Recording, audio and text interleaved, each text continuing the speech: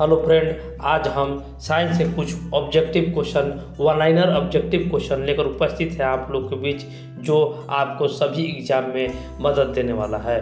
तो चलिए शुरू करते हैं हम अपना पहला क्वेश्चन।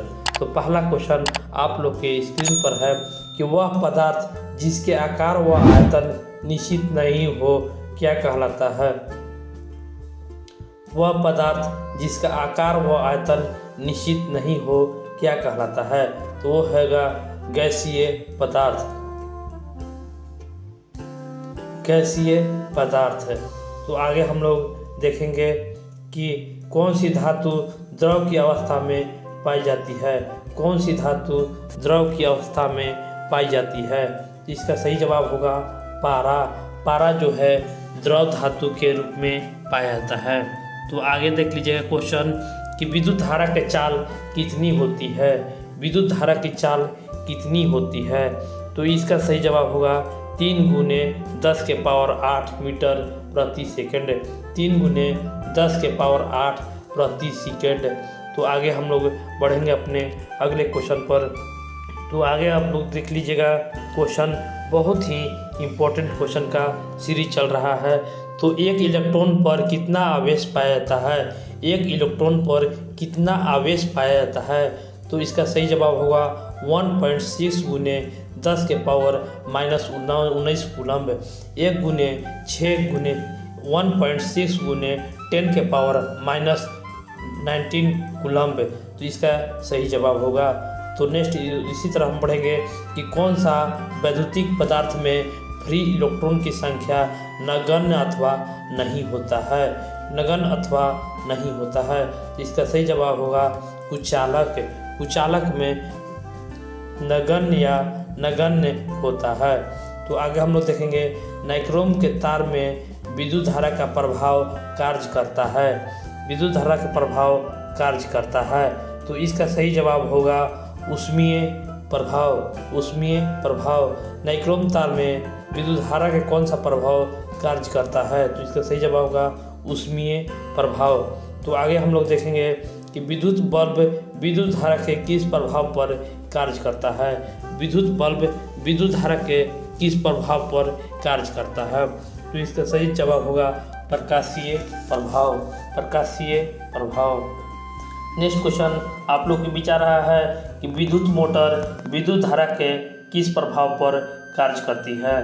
विद्युत मोटर विद्युत धारा के किस प्रभाव पर कार्य करती है। तो इसका सही जवाब होगा चुंबकीय प्रभाव। चुंबकीय प्रभाव विद्युत मोटर विद्युत धारा के प्रभाव पर कार्य करता है। तो आगे हम लोग देखेंगे कठोर कर्षित तांबे का उपयोग किया जाता है। कठोर कर्षित तांबे का प्रयोग किया जाता है। ये है कम्यूटेटर सेगमेंट बनाने में। कम्यूटेटर सेगमेंट बनाने में। तो आगे हम लोग देख लेंगे कि विद्युत सप्लाई के लिए किस धातु के तार सबसे अधिक उपयोग में लाया जाता है। विद्युत सप्लाई हेतु किस धातु के तार सबसे अधिक उपयोग होता है। इसका सही जवाब होगा एल्युमिनियम। एल्युमिनियम का तार सबसे अधिक उपयोग में लाया जाता है। तो आगे देख लीजिएगा क्वेश्चन कि अगला क्वेश्चन आप लोग के बीच है कि तारों के ऊपर अचालक आवरण कौन सा पदार्थ से बनाया जाता है। तारों के ऊपर अचालक आवरण कौन से पदार्थ से बनाया जाता है। तो इसका सही आंसर होगा पीवीसी। पीवीसी का full form polyvinyl chloride. Polyvinyl chloride. ये आप लोग को DRDO, SSC GD और बिहार SSC के लिए बहुत ही इम्पोर्टेंट क्वेश्चन आप लोग के बीच है। इस वीडियो को आप लोग देखिएगा और जो दोस्तों के साथ ज़्यादा से ज़्यादा शेयर कीजिएगा। तो आगे क्वेश्चन आ रहा है आप लोग के बीच, किसी तालक के तार की मोटाई मापने के लिए किस मीटर का उपयोग किया जाता है। किसी चालक का तार की मोटाई मापने के लिए किस मीटर का उपयोग किया जाता है। इसका सही जवाब होगा माइक्रोमीटर। माइक्रोमीटर। आगे हम लोग देख लेंगे कि सिरोपरी लाइन के तारों को सप्लाई के लिए नीचे उतारने के लिए कौन सा जोड़ का उपयोग किया जाता है। सिरोपरी लाइन के तारों के सप्लाई के लिए नीचे उतारने के लिए कौन से जोड़ का उपयोग किया जाता है। तो इसका सही जवाब होगा Britannia T joint. Britannia T joint. आगे हम लोग देखेंगे सिर्फ परी लाइन के तारों की लंबाई अधिक करने के लिए कौन सी जोड़ का उपयोग किया जाता है?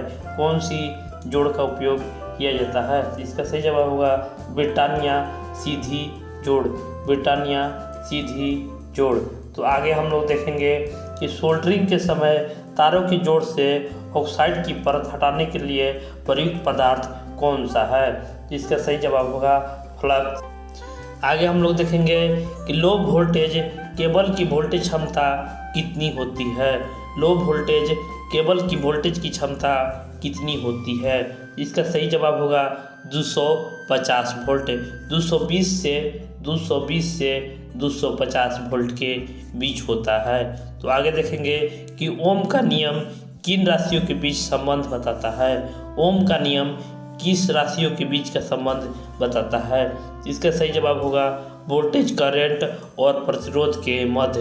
वोल्टेज करंट और प्रतिरोध के मध्य। अगला क्वेश्चन है कि ओम के नियम के अनुसार परिपथ में वोल्टेज का मान अधिक करने से धारा का मान पर क्या प्रभाव पड़ता है? धारा का मान पर क्या प्रभाव पड़ता है?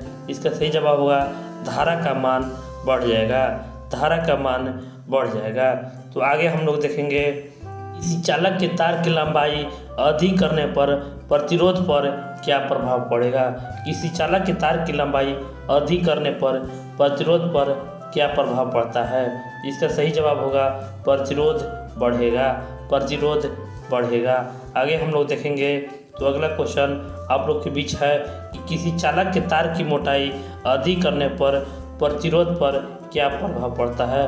तार की मोटाई का प्रतिरोध पर क्या प्रभाव पड़ता है? इसका सही जवाब होगा प्रतिरोध कम होगा। प्रतिरोध कम होगा।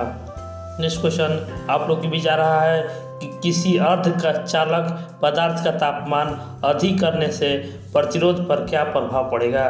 किसी अर्ध चालक पदार्थ का तापमान अधिक करने से प्रतिरोध पर क्या प्रभाव होगा? इसका सही जवाब होगा प्रतिरोध कम होगा। प्रतिरोध कम होगा। आगे हम लोग क्वेश्चन देखेंगे कि व्हीटस्टोन ब्रिज मापता है। व्हीटस्टोन ब्रिज मापता है। तो इसका सही जवाब होगा अज्ञात प्रतिरोध का। अज्ञात प्रतिरोध का। तो नेक्स्ट क्वेश्चन आप लोग के बीच आ रहा है कि कौन सा सर्किट में सभी प्रतिरोध का मान आपस में जुड़ा रहता है? कौन सा सर्किट में सभी प्रतिरोध का मान आपस में जुड़ा रहता है? तो इसका सही जवाब होगा सीरीज सर्किट में। सीरीज सर्किट में। तो 25वां क्वेश्चन आप लोग के बीच है कि कौन सा परिपथ में सभी प्रतिरोध पर वोल्टेज का मान अलग अलग होता है? वोल्टेज का मान अलग अलग होता है। तो इसका सही जवाब होगा श्रेणी परिपथ में। श्रेणी परिपथ में। तो आगे हम लोग बढ़ेंगे अपने अगले क्वेश्चन पर। तो अगला क्वेश्चन आप लोग के बीच है कि कौन सा परिपथ में सभी प्रतिरोधों का धारा का मान अलग अलग होता है? कौन सा परिपथ में सभी प्रतिरोधों के धारा का मान अलग अलग होता है? तो इसका सही जवाब होगा समानांतर में। समानांतर में धारा का मान अलग अलग होता है। आगे हम लोग देखेंगे कि दो या दो फेजों की संख्या को क्या कहा जाता है? दो या दो से अधिक फेजों की संख्या को क्या कहा जाता है? तो इसका सही जवाब होगा पाली। पाली। दो या दो से अधिक फेजों को पाली कहा जाता है। इसी तरह हम लोग आगे देखेंगे कि दो फेजों के बीच मापी गई वोल्टेज क्या कहलाती है? दो फेजों के बीच मापी गई वोल्टेज क्या कहलाती है? इसका सही जवाब होगा लाइन वोल्टेज। लाइन वोल्टेज इसका सही जवाब है। अगला क्वेश्चन आप लोग के बीच आ रहा है कि ELCB का पूरा नाम क्या है? ELCB का पूरा नाम क्या है? इसका सही जवाब होगा अर्थ लीकेज सर्किट ब्रेकर। ELCB का फुल फॉर्म होता है अर्थ लीकेज सर्किट ब्रेकर। तो 30वां प्रश्न आप लोग के बीच आ रहा है कि जीने की वायरिंग के कौन सा स्विच का उपयोग किया जाता है? जीने की वायरिंग में कौन सा स्विच का उपयोग किया जाता है? इसका सही जवाब होगा 2 वे स्विच। तो ये वीडियो आपको कैसा लगा? इस वीडियो को ज़्यादा से ज़्यादा लोगों तक शेयर कीजिए और चैनल को सब्सक्राइब कीजिए। धन्यवाद।